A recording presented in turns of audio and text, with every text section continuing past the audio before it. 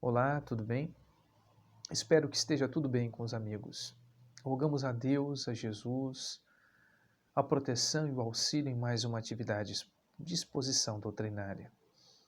De maneira muito especial, pedimos ao nosso anjo da guarda para que esteja conosco, nos intuindo neste momento, de forma a apresentarmos o assunto com clareza, com facilidade, contribuindo para as nossas reflexões. Trataremos hoje de um assunto muito importante, chamado autoconhecimento. Qual é a importância do autoconhecimento em nossas vidas? Em que consiste este processo de nos conhecermos a nós mesmos? Conhece-te a ti mesmo. Frase essa esculpida no templo de Apolo em Delfos, e que Sócrates, o grande pensador de Atenas, aplicou em sua filosofia, em sua vida, na forma de ver o mundo. Sócrates, esse grande pensador da humanidade, afirmava que uma vida não refletida não merecia ser vivida e que o processo de autoconhecimento era imprescindível para transformações, as transformações que necessitamos realizar em nós mesmos. Mas qual o papel deste processo, dessa ideia, à luz do pensamento espírita?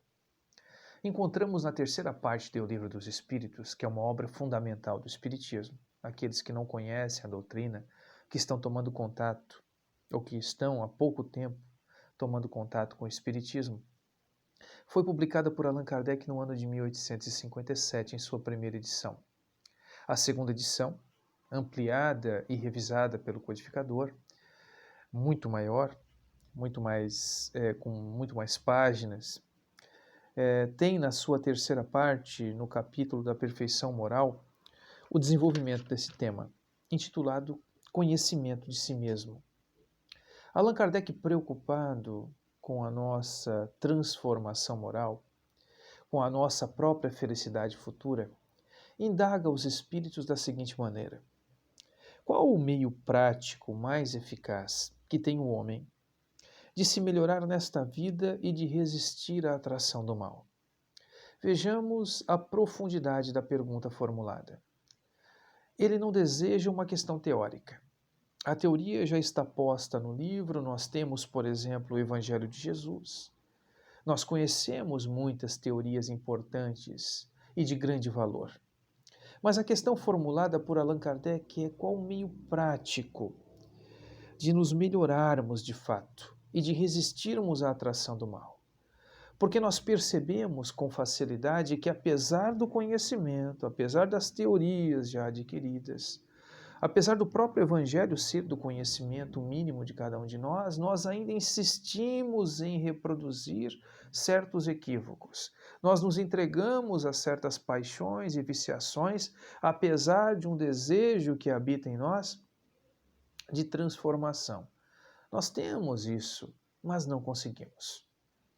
Os gregos chamavam de acrasia, esse fenômeno estranho de fraqueza da alma. Apesar do conhecimento, nós não conseguimos aplicá-lo integralmente em nossas vidas. Apesar de tudo isso, marcamos passos. Paulo de Tarso, o grande apóstolo dos gentios, afirmou oportunamente que o bem que ele desejava realizar, ele não conseguia. Mas o mal que não desejava, este ele ainda fazia frequentemente. Vejamos que temos, de fato, este problema.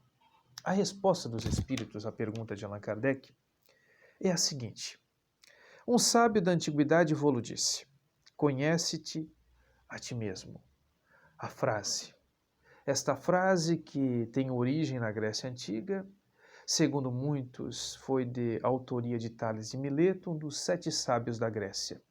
Estava esculpida no templo de Apolo, em Delfos, uma cidade muito importante dentro da tradição religiosa grega.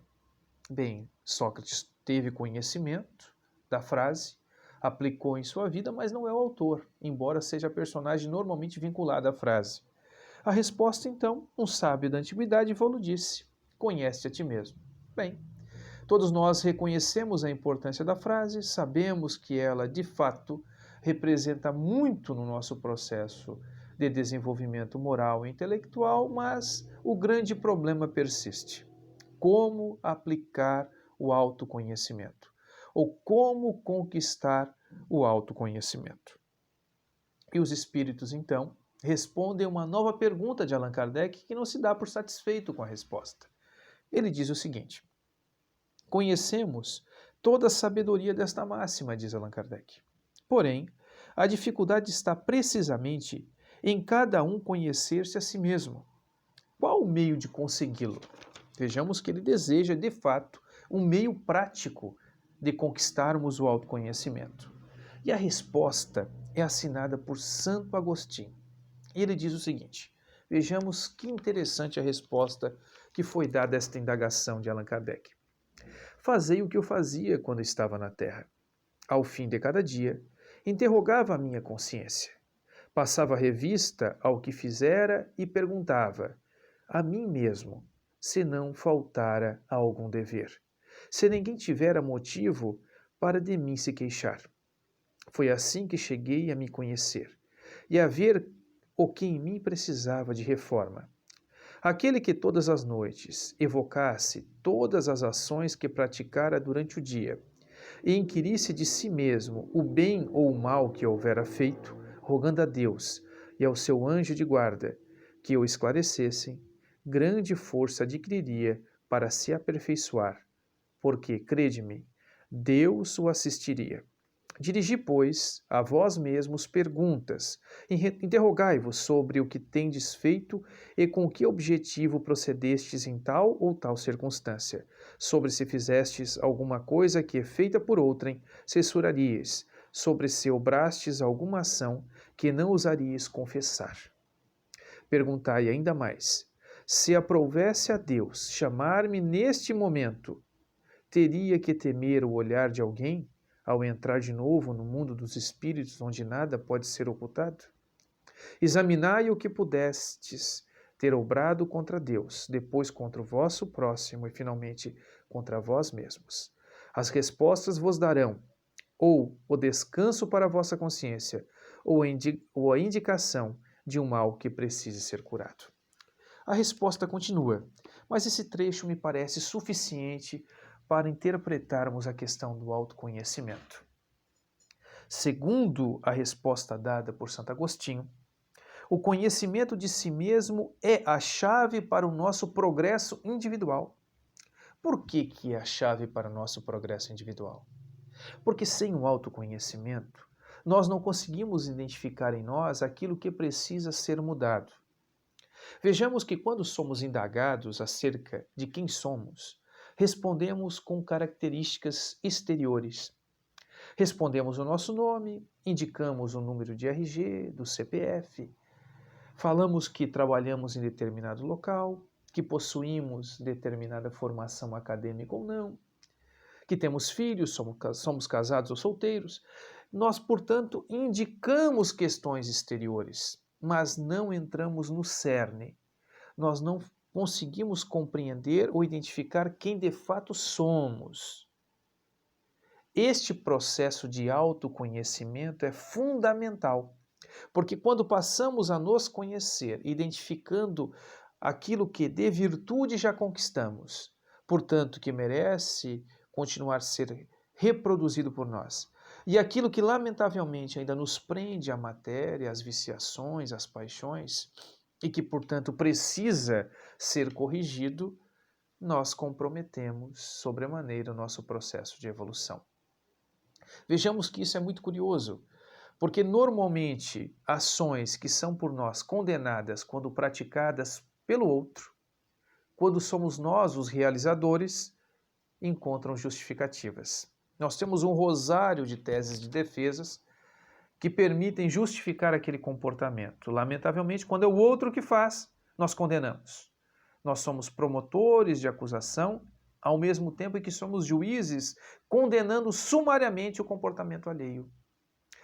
André Comte Sponville, que é um pensador, filósofo, materialista, inclusive, ele tratando da questão do autoconhecimento, ele diz que é um processo normalmente doloroso, porque conhecer-se ou conhecermos-nos implica quase sempre em nos decepcionarmos. Por quê? Porque aquela falsa ideia que temos de nós mesmos, aquela importância exagerada que normalmente damos a nós próprios, quando o processo de autoconhecimento se dá de fato, nos leva à desilusão. O que não é exatamente um mal, porque nós poderíamos continuar iludidos ou nos desiludirmos. Este primeiro movimento de desilusão é importante para darmos um passo significativo rumo ao processo de aperfeiçoamento moral e intelectual, que é o objetivo de estarmos encarnados no mundo. Nós estamos aqui para aprendermos, para desenvolvermos as nossas virtudes, para sermos felizes dentro do possível,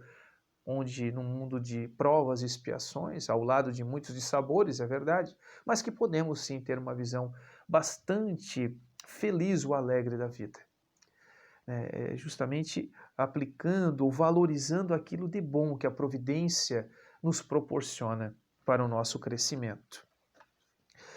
São Luís, na Revista Espírita, que é uma obra também de Allan Kardec, de maio de 1866, intitulado O Espiritismo Obriga, diz o seguinte: conhecer a si mesmo não é tarefa tão fácil.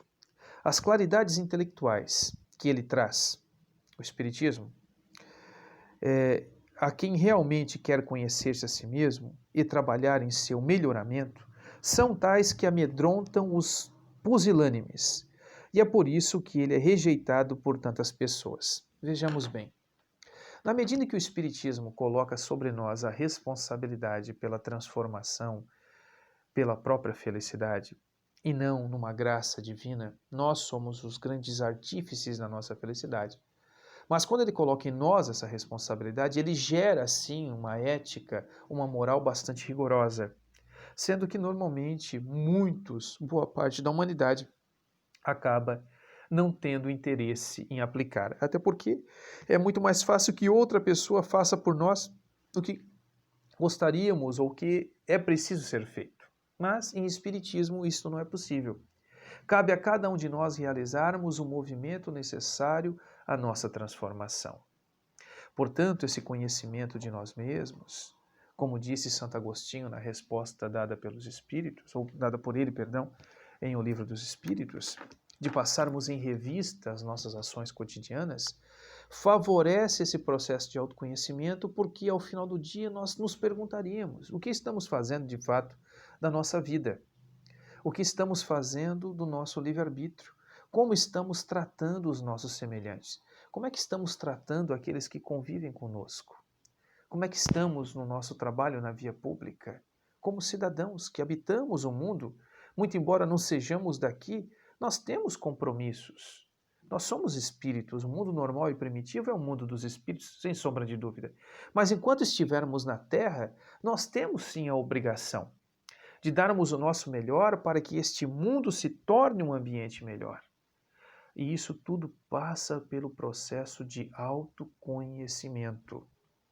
Deve ser uma prática cotidiana. Não deixemos para o final do ano, porque normalmente aquilo que de errado realizamos no dia a dia é esquecido com muita facilidade. Então a tarefa é cotidiana. Mas vejamos que o autoconhecimento não é para gerar em cada um de nós um sentimento de culpa. Não. É para identificarmos aquilo que precisa ser mudado. É para podermos, com estas informações, estabelecermos metas, propostas e aplicarmos-nos no afã de vencermos as nossas imperfeições. Não é para ficarmos nos flagelando em razão da identificação de problemas. Todos nós o temos. Jesus, quando esteve conosco, dizia que o conhecimento da verdade nos liberta. Portanto, há necessidade deste processo reflexivo. O autoconhecimento não é uma tarefa apenas do coração, mas é essencialmente uma tarefa intelectual, racional, porque é o uso da razão em busca do autoconhecimento para aplicarmos-nos na transformação, na reforma íntima que precisamos. Este é o fim fundamental do Espiritismo. A transformação moral da humanidade, que passa essencialmente pelo processo de autoconhecimento. Obviamente, quando nós conhecemos a proposta espírita, quando voltamos ao Evangelho de Jesus, nos debruçamos sobre suas máximas, seus ensinos, e nos esforçamos para nos conhecermos, obviamente que estamos no caminho correto. Nós certamente colheremos o fruto das nossas próprias realizações e decisões. Portanto, meus amigos, gostaríamos de deixar essa proposta. Obviamente que não estamos aqui para esgotar assunto, esse tema permitiria muitas reflexões, mas deixarmos apenas esta vontade de começarmos a partir de hoje, se não o fazemos ainda, essa busca pelo autoconhecimento, essa reflexão tão necessária ao nosso aprimoramento moral. Rogamos a Deus, a Jesus, aos benfeitores espirituais que estiveram conosco na noite de hoje, que derrame sobre todos nós os fluidos necessários, a nossa reparação física e espiritual, ao nosso equilíbrio íntimo. Assim como também rogamos pelos nossos governantes e por todos aqueles que estão vivenciando dores e dificuldades nesses tempos de pandemia. Que Deus nos abençoe, que Jesus nos ilumine. Que assim seja.